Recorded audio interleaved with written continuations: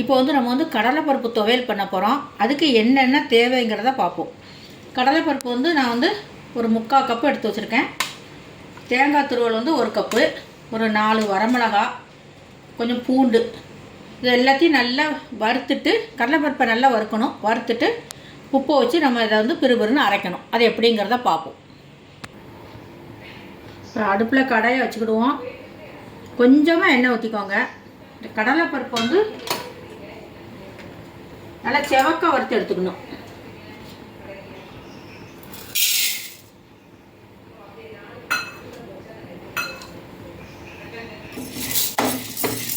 கடலைப்பருப்பை நல்லா முருகலாக வறுத்துக்கோங்க.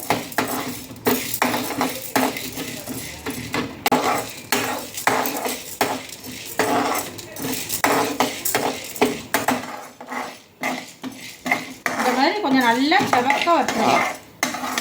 கொஞ்சம் நல்லா வாசமாக இருக்கும். இந்த வட்டை இதை மாதிரி நல்லா செவக்க வறுத்துக்கோங்க. இந்த மாதிரி வரமிளகாய் வறுத்துக்கிடுவோம்.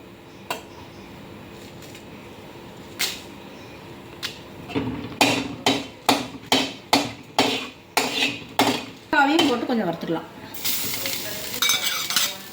இது வந்து ரொம்பலாம் வறுப்பாண்டாம். தேங்காயை லேசாக வறுத்துக்கிட்டா போதும்.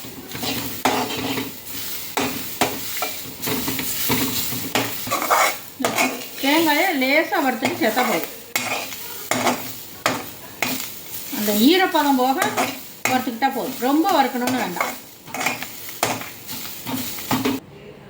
இப்போ வரமிளகா, கடலைப்பருப்பு, தேங்காய், பூண்டு எல்லாம் நம்ம வறுத்து வச்சிட்டோம். பூண்டு வறுக்க வேண்டாம், வறுத்து வச்சிட்டோம்.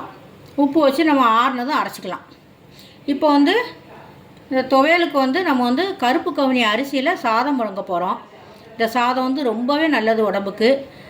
சுகரு உள்ளவங்களாம் இதை சாப்பிடலாம், ரொம்ப நல்லாயிருக்கும். இது அந்த காலத்து ராஜாக்கள்லாம் சாப்பிட்ட அரிசின்னு சொல்கிறாங்க. அதனால் இதை இன்றைக்கி நம்ம சமைக்கிறோம். நீங்களும் பார்த்துட்டு எப்படிங்கிறத பாருங்கள். இது வந்து இன்றைக்கி நம்ம சமைக்கணும்னா முதல் நாள் வந்து 10 மணிக்கெலாம் நைட்டு நனைய போட்டுருங்க. இது வந்து ரொம்ப வேக நேரம் ஆகும். முதல் நாள் நைட்டு 10 மணிக்கு நனைய போட்டுட்டு இன்றைக்கி நம்ம வடிப்போம். சாதத்தை வடிக்கிறது எப்படிங்கிறத பாருங்கள்.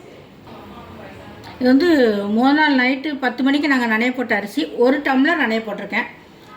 அதை வந்து இப்போ நம்ம வந்து சட்டியில் வச்சு நம்ம வந்து வடிச்சிருவோம். நல்லா வேகணும். இது வந்து கொதித்து நல்லா வேகட்டும்.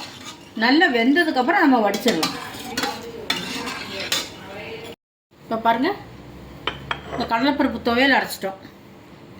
இதை வந்து கொஞ்சம் மையாக அரைக்க வேண்டாம், கொஞ்சம் பிறுபிறுனே அரைச்சிக்கோங்க. அப்போ தான் சாதத்துக்கு தொட்டு சாப்பிட நல்லாயிருக்கும். பொட்டுக்கடலை துவையல் மாதிரி அரைச்சிக்கோங்க. துவையல் அரைச்சாச்சு.